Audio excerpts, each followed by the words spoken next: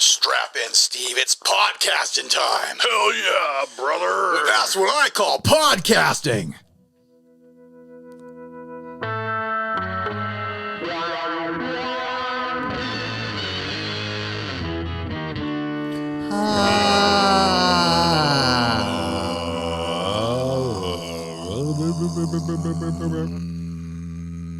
Hey everyone, I'm Ryan. And I'm Steven. This is 60 Cycle Hum the Guitar, buying, selling, trading, modding, fixing, breaking, reviewing, playing podcast. Because we're in a pod in space. And we're casting. We're casting our pods down to the surface so that you can intercept them with your devices to listen in and view what's happened. When we record an episode, we put it onto, you edit it, we put it onto a disc. It goes into a mini pod, which is a tiny replica of the full pod, and then we shoot it out just like that. Just like that. It's like a cosmic sneeze. Yeah, the airlock down to... That's what you call it, the airlock? The distribution center on the planet. It hasn't happened yet, but if we ever get an episode that's really, really good, Ground Control is going to carve it into a golden disc and attach it to the next Voyager. Not the next Voyager. The next you know Voyager. what it's going to end up being. Yeah, it's going to end up being... it's going to bump into a space god or something like that. It's going to end up being Gary 7 or whatever. So I don't know if you guys know this. This is a guitar show. Yeah. So sometimes we talk about guitar stuff. This is getting covered in a lot of places. Oh, we're in space too. I don't know if you'd figured that out yet. One of the sources for it is the Orlando Sentinel. Here we go. Clickorlando.com. Ripped straight from the headlines. They're hunting people like this. Fake ads websites are costing online shoppers. A few tips how to spot them. Basically, and honestly, this infuriates me too.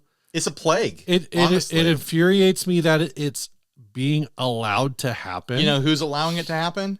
Mark Zuckerberg. Good delivery on that, Steve. Yeah, that felt good. So basically, all over Facebook on with a name like Zuckerberg, it's gotta be kind of shitty. We're allowed to do that now. The rules say we're allowed to swear in the first 7 minutes. No, I thought it was 7 seconds. Oh, damn. I missed the window. Yeah, fuck. Okay. Well, sheesh.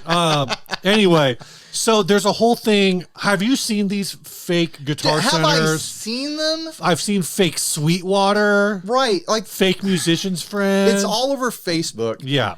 Like these companies, they pay for ads. Companies, these scammers, they pay for ad space on Facebook, and there's not enough bots out there to catch them or something like that. And it's like, oops, Guitar Center made a mistake. We have to sell all these for $60. And it's some lady pulling a guitar out of a pile of Gibson boxes or something like that. So it's like, oh my gosh, Guitar Center is blowing out Les Pauls for $60. I pulled a screenshot from GuitarCenterOnlineSale.com.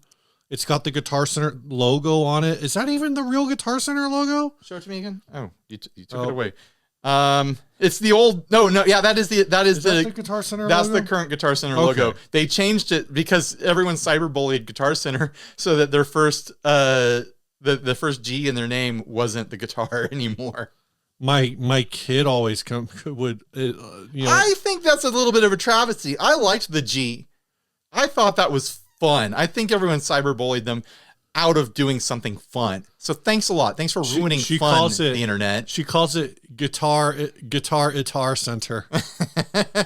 But yeah, so they have the logo and they're advertising things like Fender used 2023 Fender American Stratocaster 80% off. So the original price is listed as $2,000 and now it's $400. Here's a Gibson Les Paul Standard 60s double treble electric guitar. It was $3,000. You better add it to your cart quick because it is $923.67 now. For you boring folks out there, here's an open box Martin Custom Shop HD28. That is boring. Originally $4,800, That's but expensive. now only $1,000. What a great discount. So there's a bunch of things like this out there, and this news article is talking about this dude who has a name. It's somewhere in here. Darren Moss. Darren Moss. Is he good or bad? Am I angry at this guy yet? And it was his birthday, and so he decided to treat himself. No. And he got this Facebook ad, and he went through the whole thing, and he paid $1,200 for a Gibson Les Paul, and then got an email that said some other dude named Shane Griffin received his money, and since then the fake site's been taken down.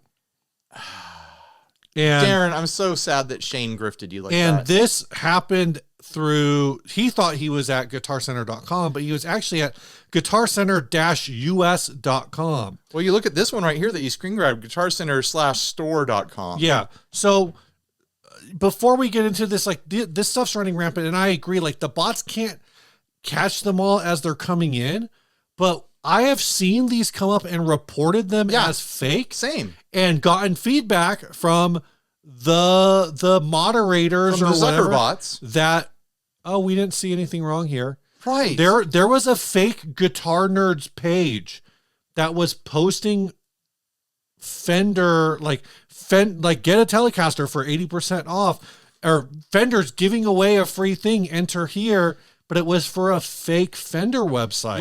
We've seen our content creator friends have to make posts and be like, "Hey, a thing's going around. No, I'm not giving away a thing. Don't give anyone your whole email Telegram." Address." Right.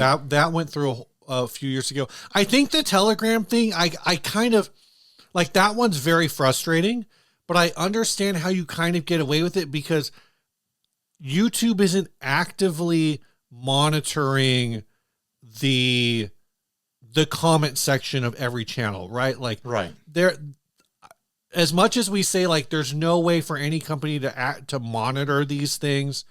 I do think there's something more to it when you report and say, "Hey, I got served this ad and everything in this ad is fake."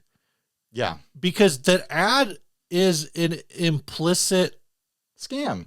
I think it's I see an ad as an implicit endorsement from the social media company, whether it's Facebook, Meta, whoever, that the brand is somewhat legit.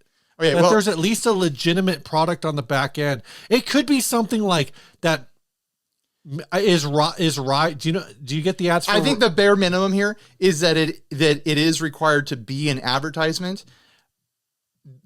not a scam. Like if it's clear, if it's clear that a brand, that a store is being misrepresented by someone who is not that store, like Facebook is looking at it and they're like, "Oh no, they paid our fee and their links work. Yeah. So it's totally fine."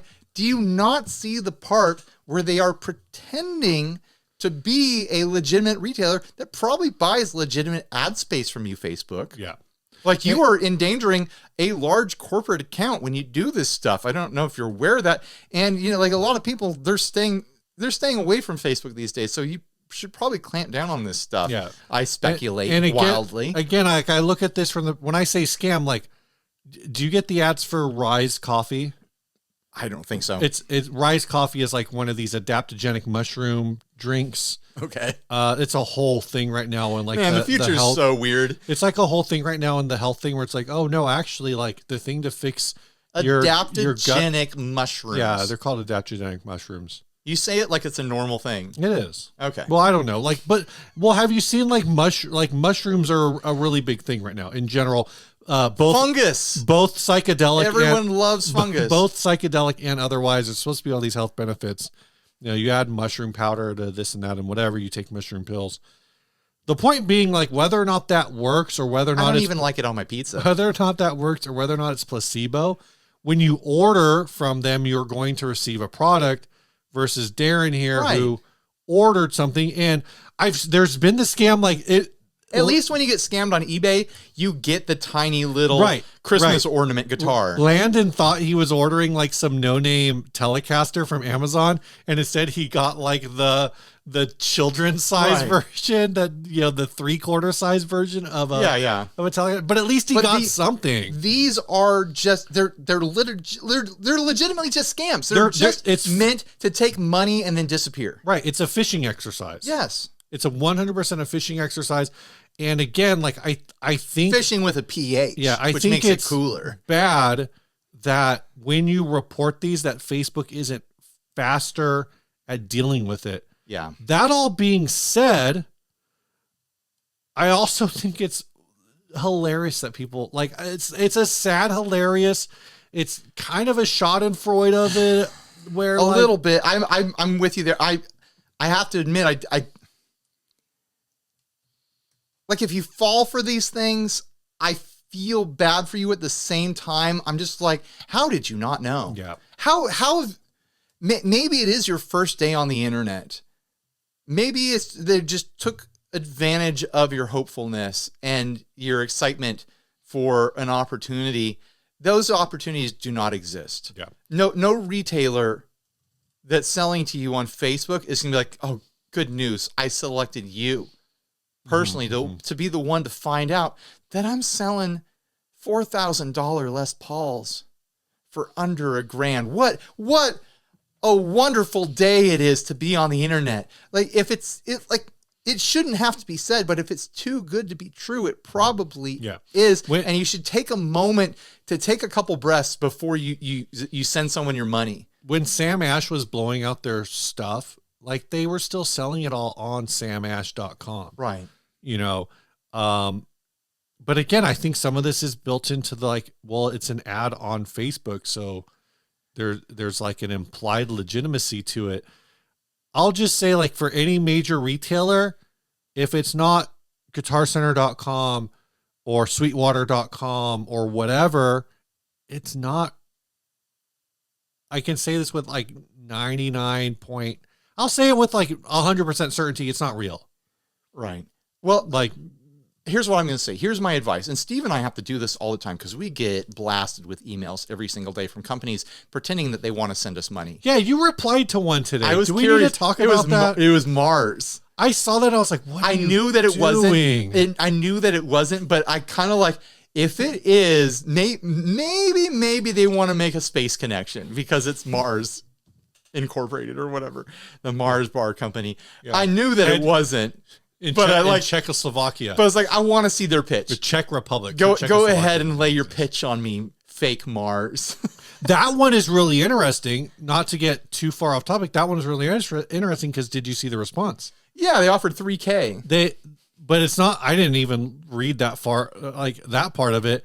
They emailed back from a different email, and that one was like marssocialmedia.com. With the name on it, I looked at with a real name. With the real name is like the name of some lady who's like a saint, not like a literal Catholic saint, but like someone who like runs foundations. And it's like, does she make statues about her? But does she work for Mars? No, nothing came up.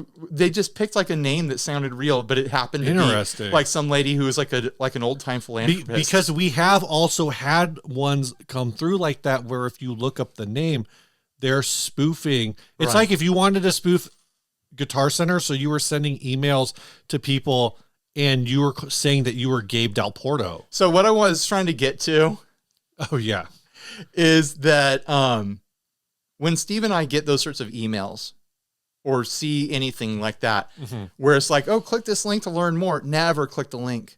Never. Yeah. We never click links within emails. And you shouldn't do it either. And you shouldn't click links on Facebook in the advertising stuff. If like, even if your friends are clicking links, be careful, man. I know the internet feels different than it did in the 90s, but it's really worse in a lot of ways. Because it's lured you into a sense of false security.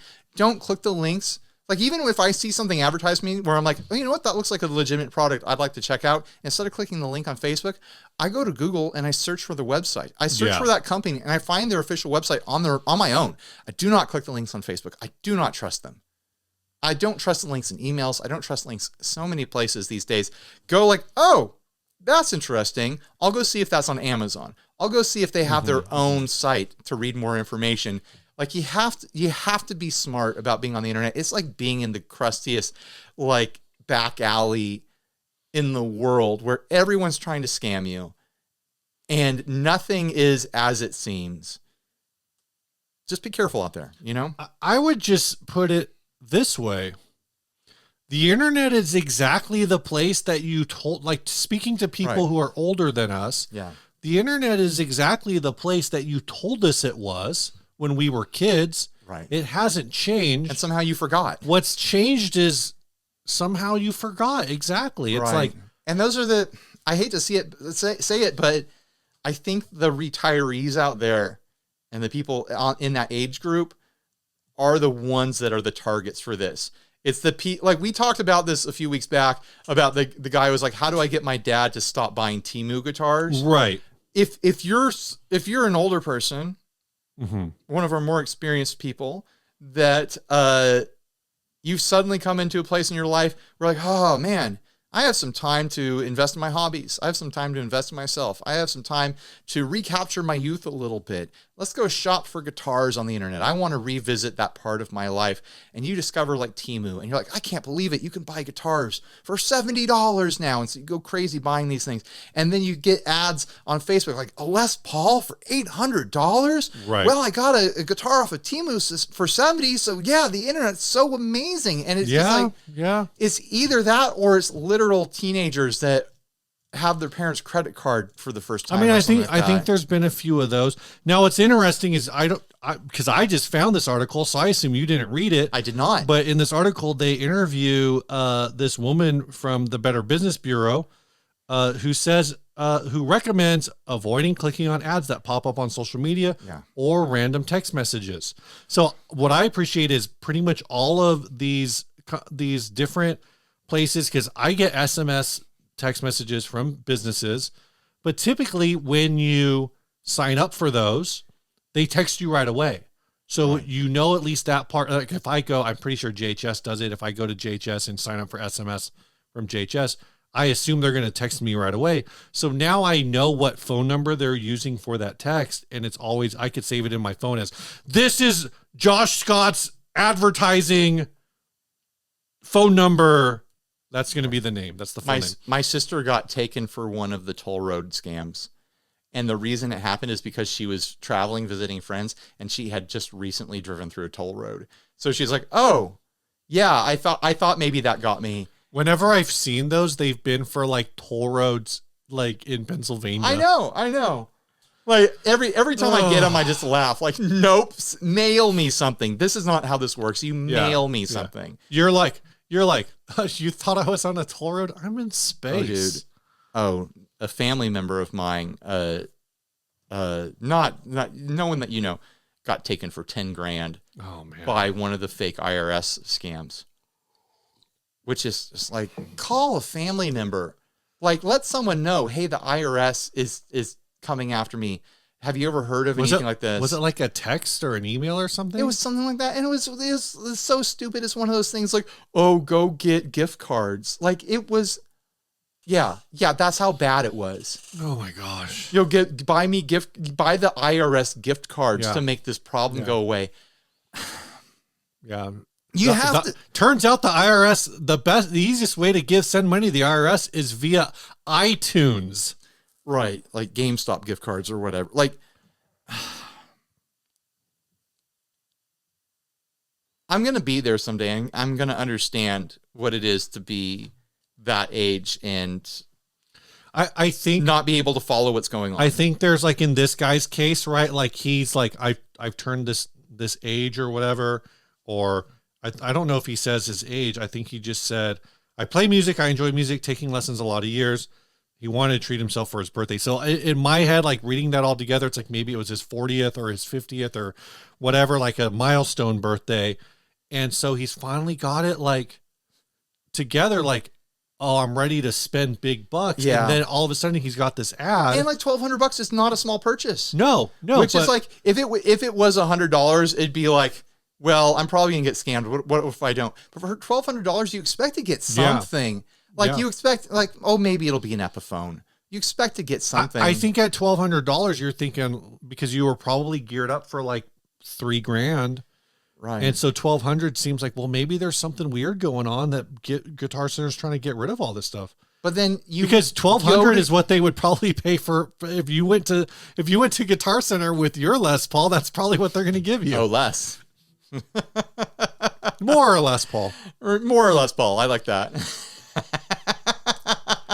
I think, but I think there's some of that. It's that like right moment at the right time. It's people who are like, it's so easy. And I know I already kind of did this. Like, it's so easy to brush it off to like internet illiteracy and general. And then again, there's kind of this schadenfreude of it, of being told as kids and as teenagers, like, don't, and even as adults, I hear it all the time, don't trust everything you see on the internet and all this and whatever. And so it's kind of like this, like, if the internet jumped off a cliff, would you do it? It's kind of this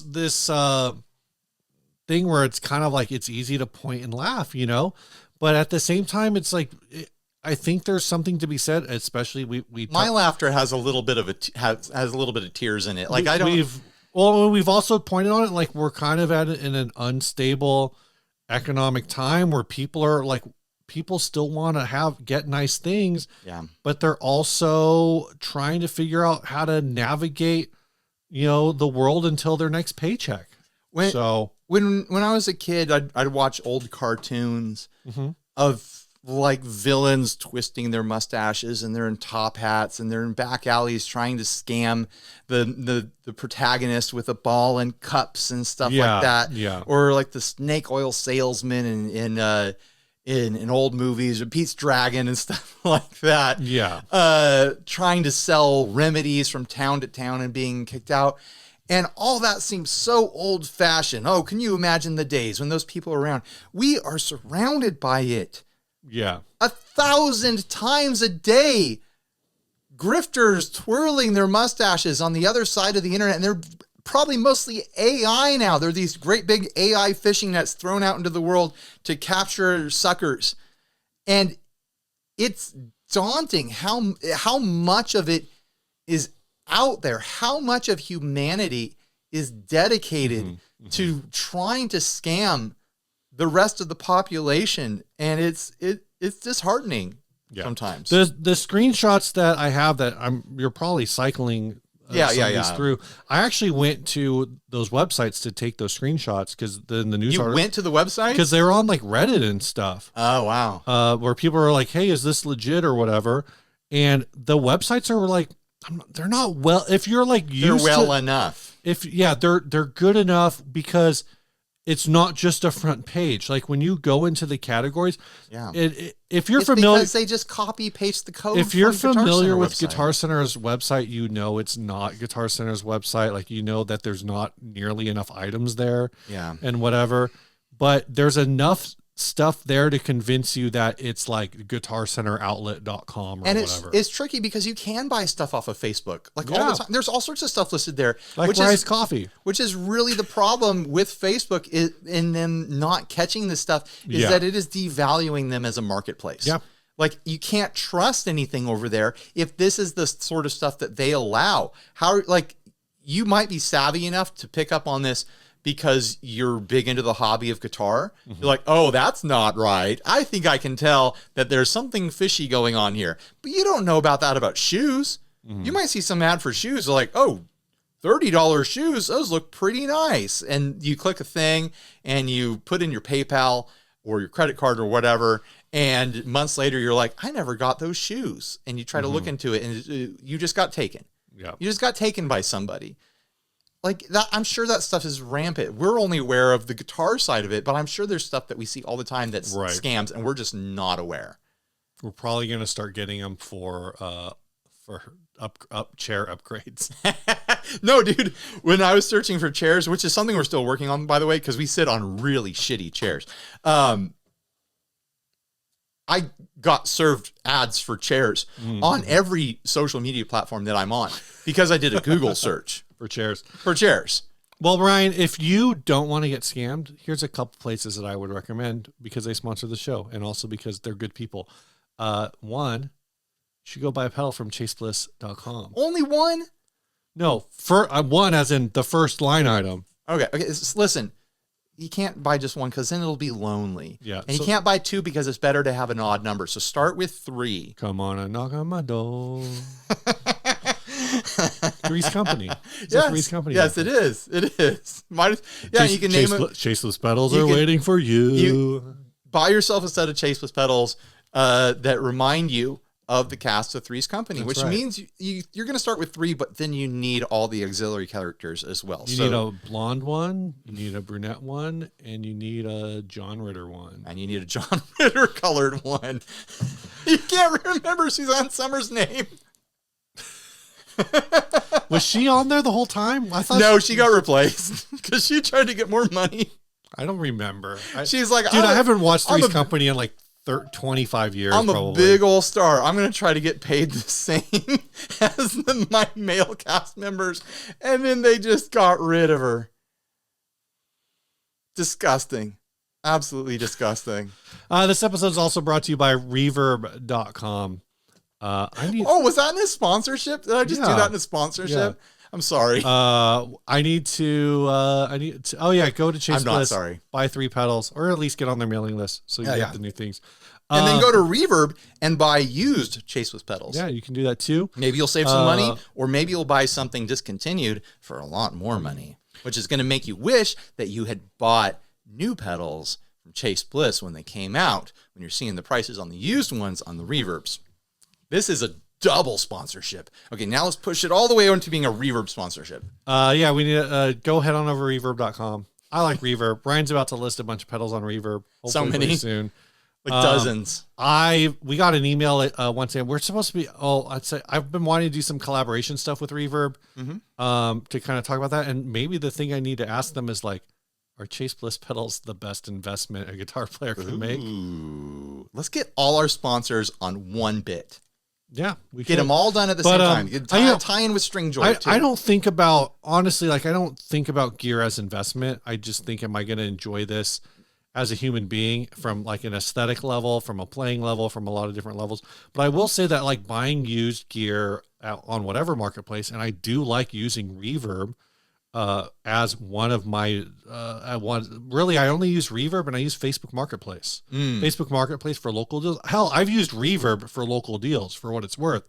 And you can set that all up where like you can pay and then you can go meet the person, and then literally as soon as you receive the item, you go into the app and go item received, and it sends that person the money basically as you're standing there. Wow. Or it sends them the notification like, pay your payments on the way, you know?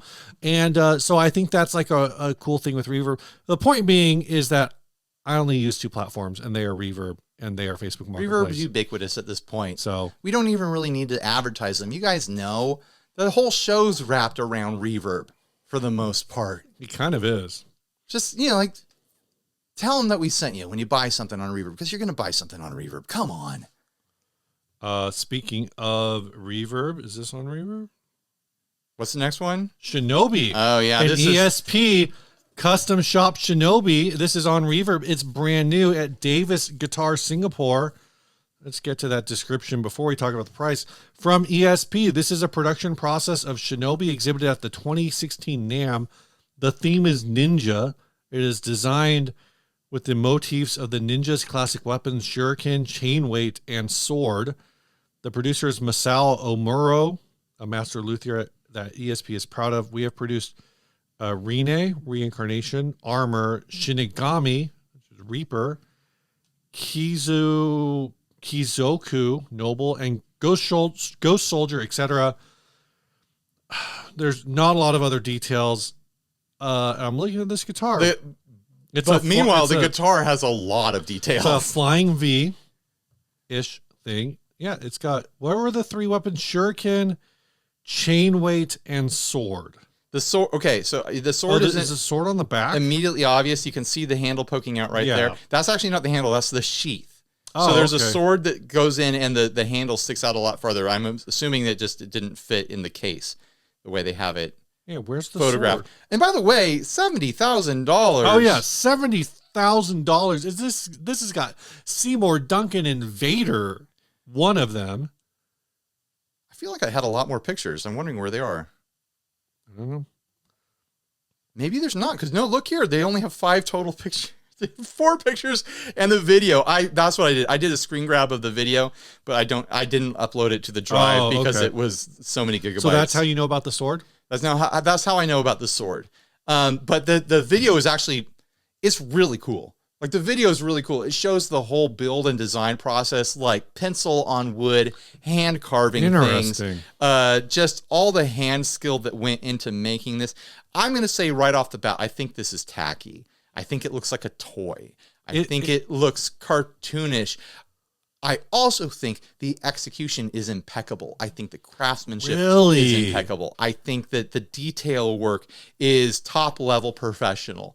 But it is very much like this could be the mold for a weird Nerf gun or something like that. You know, like it has a very toy element to it. Yeah, I think I really disagree. I think this is one of the worst of these ESP carved guitars. I think this is one of the worst ones I've ever seen.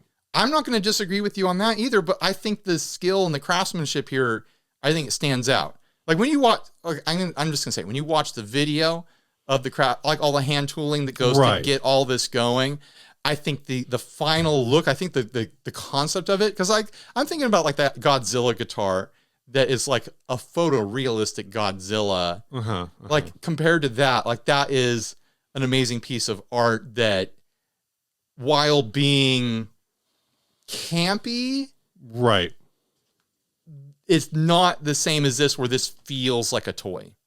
Yeah. Like visually, this feels like a toy. Well, I think that's part of the issue is I look at this and it just looks like, and like I said, maybe like a collector's, like Comic-Con-y sort of like and adult toy. Maybe it's not an adult toy. You know what I mean? Maybe it's the photos. The photos are kind of like a little overexposed, the way that they're taken. Maybe the video would help me appreciate the build of it, because this all is giving me like plastic molded. That's what it looks like though. To me. But it's all hand carved wood. They hand carved wood so precisely that it looks like a plastic mold. Yeah. I don't know, man. And just like the circle of power gems or whatever. I know that if I could read what each thing says, it would make more sense to me. But it's very much like, right, you know, got to catch all these gems to unite the mystic powers of the ninja or something like that. Like, it feels like there's supposed to be some story there. It's so the ESP stuff is so wild to me. Like, it's amazing that there is a market for this, and these things sell for $70 grand. Yeah, I feel it's just like a touch too far over the top for me, I think. I say that thinking about like the Devil Girl guitar, right, and like things like that. Classics that Steve loves. Yeah. Well, that's the ESP that always gets brought up. I know. But they do all this high detailed custom stuff too, like high themed. Like it's basically the Orange County Choppers of guitars over there. In practical guitars, in practical motorcycles. Yo, dog, I heard you like ninjas, so took some ninjas. Oh, that's from Pimp My Ride. Yeah, I know. I didn't watch any of those shows, man. I enjoyed watching Orange County Choppers for the making side of it. Like, I want to watch people bend metal tubes, and I want to watch them make creative decisions for how this theming is going to be accomplished. Sure. But every single time I looked at it as at the finished product, I was like, I'm not a motorcycle guy. That doesn't look like something fun to ride. Yeah. It looks like they've left a lot of important stuff out of there. And then I've seen articles over the years that confirmed those suspicions. They're shitty bikes, apparently. I mean, that's the problem with Pimp My Ride too, is they pimped the ride, but they didn't pimp it. They didn't pimp the engine. Well, that was clearly just a TV show meant to do TV stuff. Like there was no real final product. Is Orange County Choppers? Is that like Orange County, California? No. Is it Orange County, Florida? I think it was New York. Is it Orange? Oh, they could be new. Yeah, it wasn't California. I think there's an Orange. Is there an Orange County in? Because Jesse James's motorcycle shop show was based in Southern California. Oh, so maybe. I mean, I have no idea. When I was in the t-shirt industry, all that stuff was popping off. Yeah. All those shows were going crazy. So you had to watch it to get ideas. Well, I had to design a lot of Iron Cross shirts because of those shows, which was wild because all the big department stores that we worked with had all these lists of things that you could not put on a shirt ever. And iron crosses were like a huge no-no forever. Because it's like, oh, World War I medallions? Yeah. What are you trying to do? And then all of a sudden these motorcycle shows come along and they're like, iron crosses on everything, please. Whatever you can do, put an iron cross on it, please. JCPenney asks in a frantic email. Wild. Ryan, you got anything new to share with us? No, I don't. Yeah, me neither. Also, I did this out of order, but that's okay. I'll take that one out. I'll put this note back in that I just crossed out. If you're enjoying this, I'm going to say, I think our scam section, I think talking about those scams was, I think it's it important. Bums me out that we have to do it again because we've talked about them years ago. But if you're enjoying this content and maybe you learned something today, I don't know. I hope you did. I hope you didn't have to. If you want to help support us, there's a lot of ways to do it. You can leave a comment below on the video. You can you can give us a thumbs up on YouTube on the video. You can also, if you want to go above and beyond, you can head on over to patreon.com/60cyclehumcast, where for as little as $1 a month, you can support the making of this program. And as much as for free, you can get email notifications every time we launch a video. Because I just announce it in the Patreon and I set it to all the free accounts, and you get an email to let you know there's a new video, and maybe you'll see it in time to join the premiere and hang out and chat. If you do sign up at any of the paid levels, you're going to get your name in the scroll at the end. You're also going to get to watch the video of our commentary track on the song at the end. Mm-hmm. So there'll be that separated out from this video. And what's the other thing? You're going to get the podcast, the audio version of anywhere from 1 to 72 hours earlier than the rest of the world. You know? as much as an hour to 72 hours ahead. It just depends. It depends on my editing schedule is what it depends on. When I get them on Friday, I usually send those out on like Friday night or Saturday. Yeah. When I get them on Sunday, I send them out on Sunday. Like 1 to 2 hours before the rest of the world. Right. I mean, really the draw to the Patreon is that you're helping make this content possible in very, very real ways. We have bills to pay that make a lot of this happen, and you guys are the ones that pay those bills, and it really does keep wind in our sails over here. So huge thanks. We make a lot of jokes. There's a lot of silliness around here. We legitimately deeply are thankful for you guys. Like your support is amazing, and I honestly can't believe it every month when we get sent the check, basically. So thank you. This next ad was sent by Jacob Pichon. This is item description from the seller. One-of-a-kind masterpiece, the custom Ovation Deacon Breadwinner bass. This remarkable bass features a Deacon Breadwinner body paired with parts from the iconic Tysco Audition, expertly Frankenstein together to create a unique and unforgettable bass experience. Trust me, you won't find another like it. This beauty is truly a labor of love. Is she perfect and beautiful? To at least one discerning musician. Absolutely. Has she rocked out through countless gigs, delivering powerful performances? You bet. And yet, while she may need a fresh set of strings, just like taxes, it's a necessary evil. She's ready and eager to find her next musical partner. It's equipped with a K-type bridge. The adjustable springs allow for perfect customization. Whether you're a seasoned performer, the passionate hobbyist, this bass is ready to take you on your next sonic adventure. Don't miss your chance to own this distinctive bass guitar that's bursting with character and history. I'm not ready to look at this. Oh, dude. But did you see the price yet? No. Okay, look at the guitar. Oh, okay. Look at the guitar. The price is the last frame, I think. Okay. I don't have any problem with this instrument existing. This is a decently done mashup. I mean, they cut the pick guard from hand, so it looks like they cut 2 different sections of the pick guard by hand, so it looks like total ass. I don't hate the existence of it. It's definitely like it's a Dylan / Tisco-ish sort of amalgamation of things. Dylan? Didn't he mention that it was a Dylan body? No, it's an Ovation body. Was it Ovation? This is an Ovation Deacon body or Breadwinner. I know Deacon. I think Deacon is what I'm getting at. It's not actually Ovation. No, Deacon is one of the Ovation models. Oh, so it is an Ovation body. Okay. I mean, maybe it's not, but it's definitely. I thought that meant that it was like a Selma or something like that. No, I forget which is which, but this is I don't know if this is an Ovation Deacon bass or if the Deacon Breadwinner is like a so look at the price now. $1,100. Now, with that in mind, that it could be an actual Ovation body, I still can't imagine that that's the correct price. This thing looks like it's soaked in a swamp. What do you think the correct price is, Ryan? Oh, man, my gut's telling me $225. Yeah, I was gonna say about maybe $250. Look at the cracks in the body. It's so bad.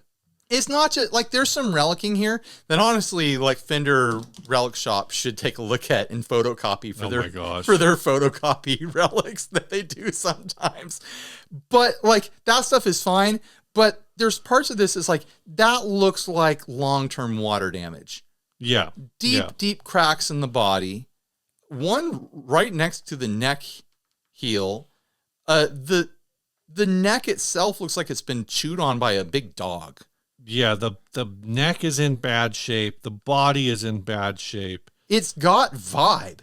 It doesn't have $1,100. No, it's got vibe. Like you said, it's got about $225.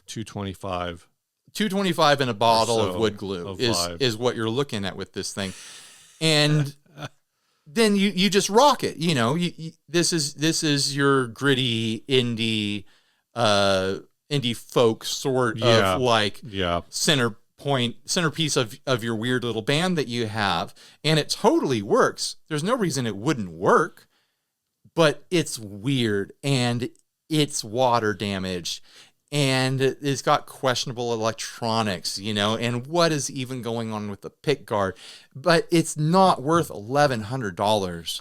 You know, I'm starting to wonder if you were onto something because I've been looking through reverb listings trying to find. I thought I recognized the name. An intact bass. Right. I thought I recognized the name Deacon as being like some off brand of Tysco or something, but I could be totally wrong. I feel like thinking like Domino. I feel like Domino was one. Yeah. Yeah. Almost feel like you're thinking of.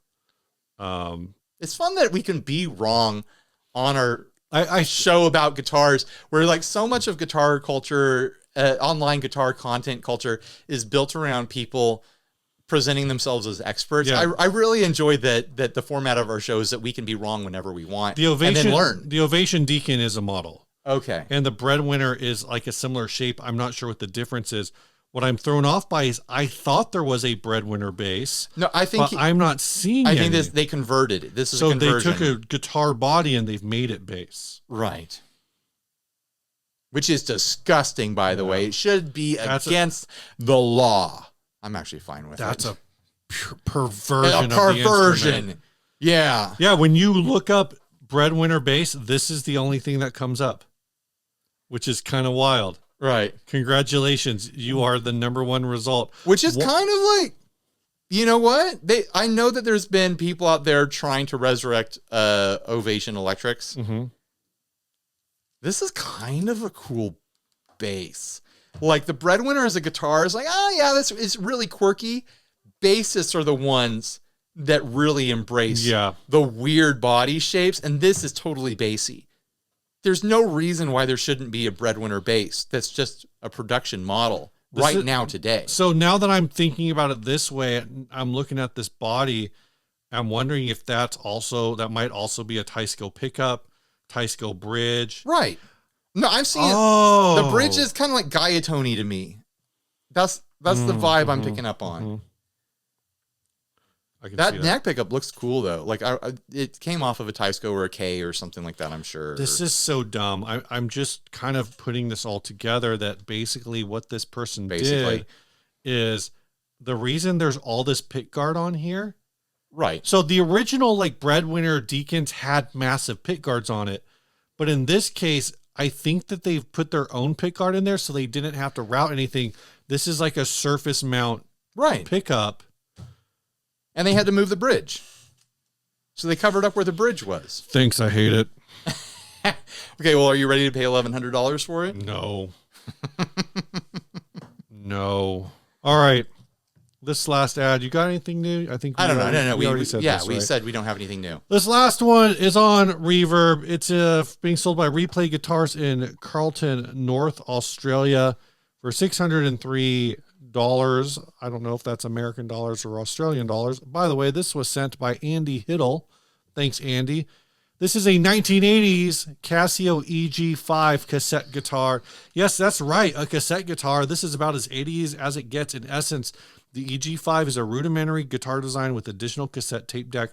Noticeably, the body is made of plastic and features a single pickup with onboard amplifier and overdrive circuit. Neck appears to be maple and feels quite good. Features a guitar and line out as well as the ability to shift tape pitch. Cosmetic condition is reasonable, minor scratching and blemishes on the body. The first two frets feature some fretboard wear. I think that's a good sign. We do not have any tapes to test the cassette function, but everything else works great. We've been sent these sorts of things before, and I always skipped over them. But what changed now is that I've done this thing. I converted this tape player to an amplifier. So now I'm seeing a tape player guitar, and I'm like, it already has an amplifier built in, but does the built-in amplifier sound like a converted tape deck? That's what I wanted. Well, this has a distortion circuit apparently built into the guitar as well. So of course you don't need to mod the tape deck. But what if you could get more sounds out of it by modding it? Also, like the tape thing, like there's been a groundswell of like kind of like indie band interest in cassette tapes and cassette tape recording. That's actually a thing I wanted. Like, that's where I wanted to take this topic. I want to say, even going back to when we ran an all ages venue, the Park Gallery. Yeah. Like a lot of like the young, like kind of traveling hip indie folky types and like kind of like independent, really underground, like punk bands and stuff like that. And this was over 10 years ago, 15 years ago. They were putting their albums on cassette tapes and then having a QR code on the back or like just a download code that you could go get the digital if you wanted, put it on your iPad or iPod. But the cassette tape thing was like a groundswell, like kind of like cool kid thing at the time. And we're seeing it grow more and more, like young people embracing physical media. It's really interesting. And not just embracing it as like, oh, I get to hold it, but embracing the analog warmth of it, embracing the lo-fi qualities of it. Do you think they're thinking that hard about it? I think they are. I think they are.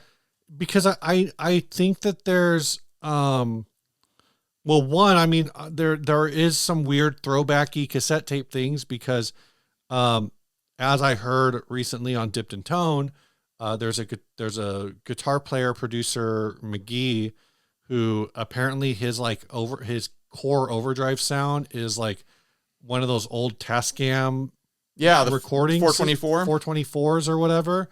And so that's a thing. So tape, those old tape 4-track recording machines are apparently going for like $500 to $700. Okay, Steve, I just checked. Hopefully I don't have to bleep this out. It's going to be another one of those weeks where the demo publishes on a Monday and the podcast publishes on a Tuesday. We can cut straight to it, Steve. I've got it in a box down there. JHS came out with the Tascam pedal. Yeah. Like inspired by sounds like this McGee guy that you're talking about. Yeah. Like that it is a thing. But I didn't mean for this to line up that way. It just happened. The physical media thing is interesting to me though, because like I started buying vinyl a while ago. Just kind of because I like to watch them spin. I've enjoyed the process of like he likes to watch things spin. Opening the thing and going. Yeah. It's a ritual. It's nice to have little rituals. But my teenager has been asking for a Discman, a portable CD player. She doesn't listen to this. Actually, this is coming out after Henry. I should get him a CD player. She's getting a CD for her birthday. It's a Phantom Planet double disc. So It's their it's their second and third album in the same as like a 2-disc set.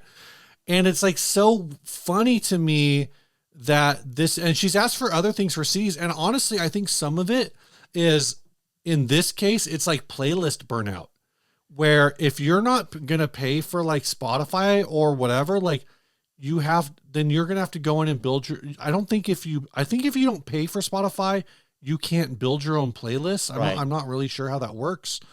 There's less features that you have. So I think there's something to where she's asked for a Discman and she's asked for a CD burner. Wow. So she can like make her own mixtapes basically. Like going back to this is shit I did in high school. This is what I did in college. I was burning CDs on the college computers, And so it's this using weird, LimeWire to download. And in that case, Weird Al tracks. In that case, I don't think that there's like it's purely a physical media thing. There's no analog warmth or whatever. I think it's just like a simplicity and like sure being able to kind of walk away from your phone. I think there's a lot of that. It's like, but I also think digital social media burnout driven. But I think also in the musician scene, I think a lot of people are very interested in the natural kind of limitations and degradation that you get from recording to magnetic tape. Yeah, and then the qualities of the preamps on these old Tascam recorders and stuff like that. I think there's a romance to it. The quality or lack thereof. Right. It's not romantic to us because it's what we had when we were that age, and it was the best, but we weren't happy with the limitations of it. And there's so much better technology now. It's like this is how our parents feel watching us play vinyls, where to us it's like, oh, a vinyl it's actually like a really great physical media that actually really represents the music really well. And they're just like, yeah, but they get scratched and like they're bulky and heavy and they skip, and like we don't think about it because there's a romance to us. Mm-hmm. There is a nostalgia for a time that we didn't even get to experience. And that's what the younger people are experiencing now with the tape stuff, is that they're exploring the romance of it all. So I look at something like this now, going back to the guitar, and I'm like, this actually seems like it makes more and more sense now, because there's a lot of kids out there and young musicians and creative people out there. Like there's the people who like to record their drum machines and their synths and their little devices into tapes and then replay them on modified loops and build tracks that way and stuff. Someone out there is playing one of these right now where they've loaded up a tape with a bunch of loops and a bunch of tracks, and then they pitch shift it from the guitar as part of their song. And this was originally intended as like a student model thing where you plug in, you would pop in a instructional tape, or you'd pop in your favorite tape and you try to play along. Yeah. But I can see a creative person now grabbing this and using the tape cassette itself as part of the instrument, slowing it down, speeding it up, applying distortion, maybe hacking it to make sounds that it was never intended to make. Yeah. A thing I can't tell looking at this is whether this actually has an output jack on it. It's not. I would think so. It's got to. I just didn't exactly. They didn't show a picture of it, but it's got to have an output.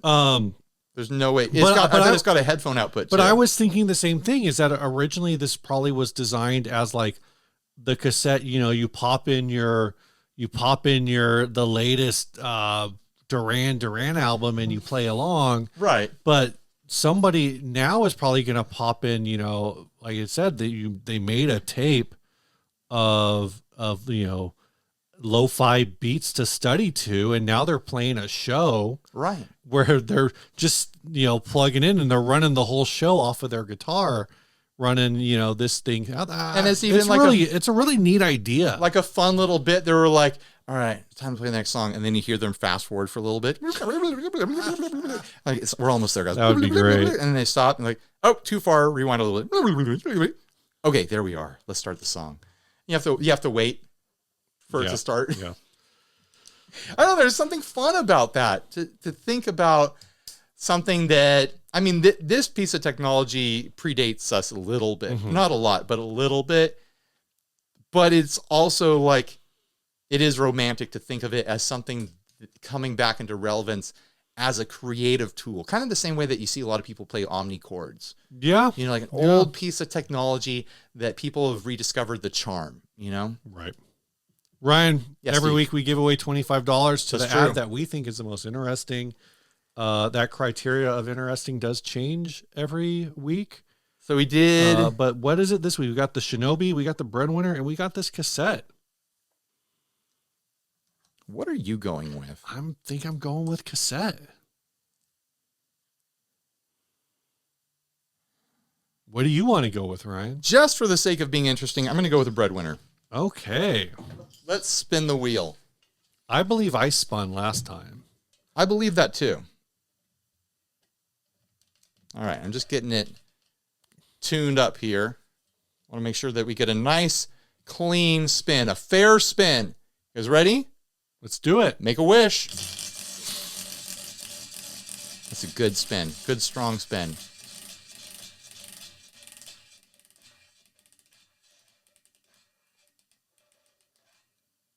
You got it, Steve. Cassette guitar. Congratulations, Andy Hiddle. I will be in contact with you eventually. This song was sent by Bogman. Thanks, Bogman. Y'all said in today's episode that you're out of songs. Here's 2 I've done in the last month. These are both rough demos that are pretty short. I plan to expand Moth Drive further. Play with the tone some more. Blueblooded is the same way. I have plans, but just do this after work one day. Moth Drive has vocals. We're going to do the song Blueblooded, so let's see if he says anything else about it. Both songs have art I did and posted on my Instagram at Bogman891. That's what I'll link below. Lots of schools and things. I've done some art for local bands and t-shirts here and there. I include 2 of my recent drawings too, just because I think it's cool. KLPI is a local radio station I used to DJ for, so maybe you want to throw these. Yeah, I'll throw those images as the background. And yeah, I like that skull. I've talked to Bogman on Instagram. There you go. All right, this song's called Moth Drive.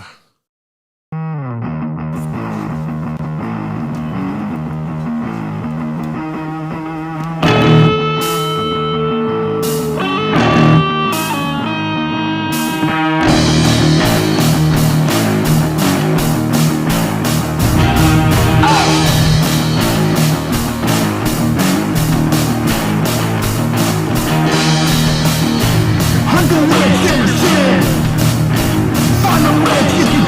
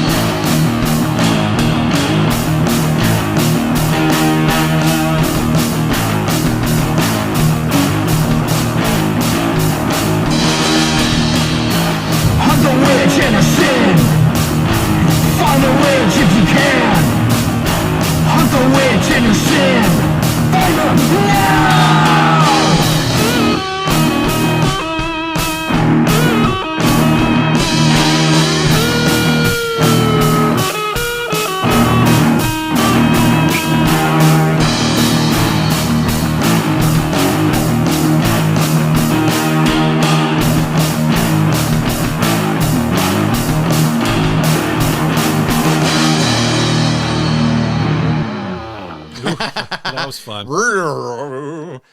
I like that. Yeah. All I can say about that song is witches be crazy. Witches be crazy. I like that. That was fun. I like it too. All right. Bye, everybody. Stay grounded.